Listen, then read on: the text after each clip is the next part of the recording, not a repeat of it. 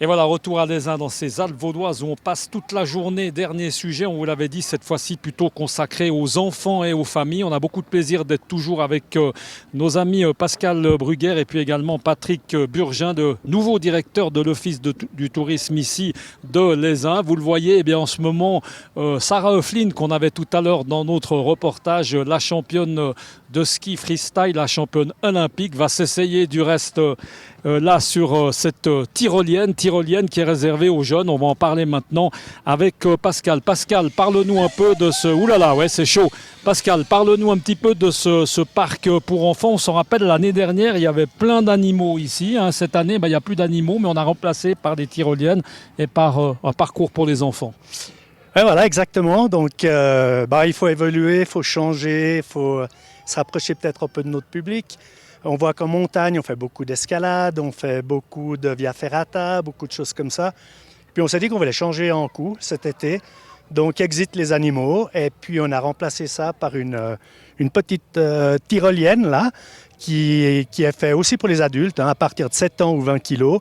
Et puis, en Piccolo Parc Aventure, qui est un petit peu plus bas, en contrebas. On va s'en rapprocher dans un instant. Ouais. On va aller le voir de plus près, ce Parc Aventure, effectivement. Donc ce Parc Aventure, en fait, il est pour des enfants à partir de 4 ans jusqu'à environ 8-10 ans, suivant la taille, pour qu'ils puissent passer avec en harnais, avec une ligne de vie, d'un obstacle à l'autre.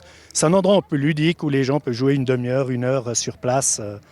Ici. Alors voilà. Là, pour ceux qui connaissent, on est juste au sommet évidemment de la Berneuse. Il suffit de prendre les télécabines ou bien évidemment de monter à vélo. On en a vu plein, ou pourquoi pas à pied. Ce qu'a fait en partie Patrick Burgin, qui est avec nous, le directeur de l'Office du tourisme, qui a mis un baudrier du reste et qui va partir dans un instant sur cette tyrolienne parce qu'elle est aussi...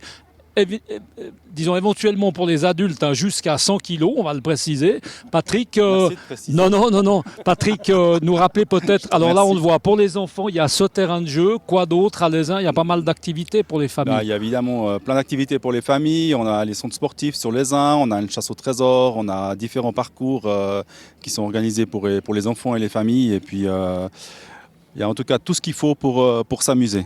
Et puis alors, il y a évidemment... je vais en faire la démonstration au péril de ma vie. Ouais. Et puis évidemment, il y a tous les sports qu'on peut dire possibles, inimaginables. Voilà, ça y est, encore un petit exercice. On peut profiter de présenter peut-être ce garçon, parce que c'est un garçon qui travaille aussi avec vous. Donc c'est l'occasion de le présenter. On n'a pas eu le temps de le faire, il était avec nous tout à l'heure. Ouais, alors c'est Christophe Baer, c'est notre geek aux remontées mécaniques. C'est lui qui fait tout ce qui est les films pour nous, les mises en place, les photos, les films au niveau du snowpark. C'est un jeune type qui est extraordinaire, qui a plein d'idées, puis qui a des idées d'un gars de 27 ans, pas des idées d'un gars de passé 50 comme moi.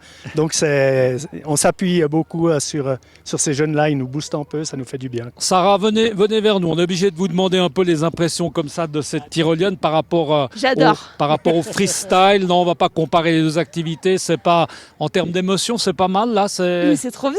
Ouais, c'est trop bien. Ça fait peur. J'ai dû fermer les yeux. Mais j'ai osé sans les mains. Mais elle est trop bien. Vraiment, pour les jeunes, c'est trop cool. Première expérience? Première fois? Ouais, première. On va y revenir, à coup sûr. Bon.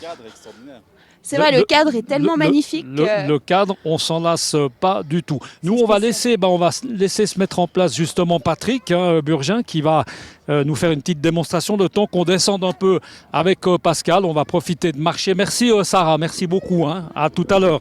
Et puis on va laisser Patrick s'équiper, on va le laisser se mettre en place. Peut-être l'occasion encore de rappeler Pascal, évidemment, on l'a dit tout au long de cette belle journée, qu'il se passe vraiment beaucoup de choses hiver-été ici à l'Aisin. On peut rappeler peut-être les quelques temps forts.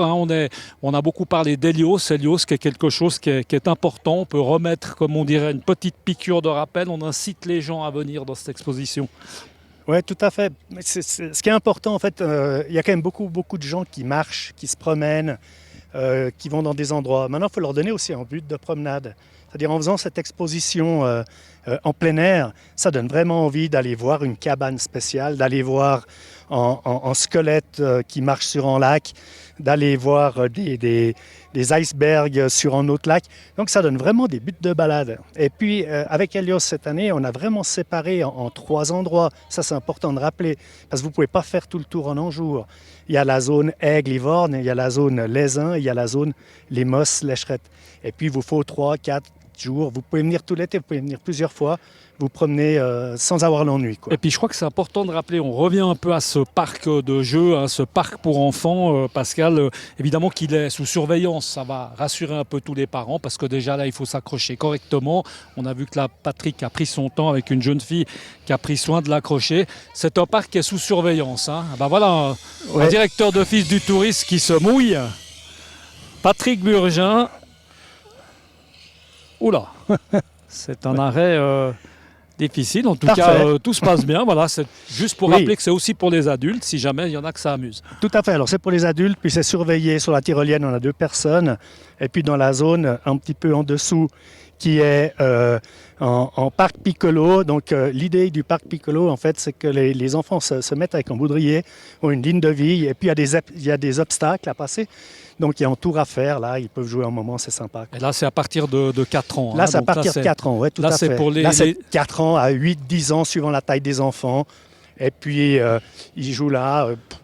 C'est un peu ludique, quoi. Et sous surveillance aussi, et pendant ce temps, on va le rappeler une dernière fois, les parents peuvent boire quelque chose ou manger évidemment dans ce restaurant Kuklos qui est tournant, on le rappelle, hein, et qui évidemment est assez unique, en tout cas en Suisse romande, voire peut-être même en Europe. Allez, on va vite prendre Patrick. Patrick, petite réaction comme ça à chaud. Moi j'ai l'impression tout d'un coup d'être un peu dans Koh-Lanta du reste. C'est vrai que ça ressemble, c'est un peu juste petite réaction comme ça à chaud. Je dirais que j'ai passé l'âge, mais c'est vraiment génial. Sympa, et puis le cadre est vraiment cool. Ouais. On a des sensations. Non, en face de l'Aisin. On a des sensations où exactement? Nous décrire un petit peu le parcours. Certaines sensations dans le baudrier, n'est-ce pas?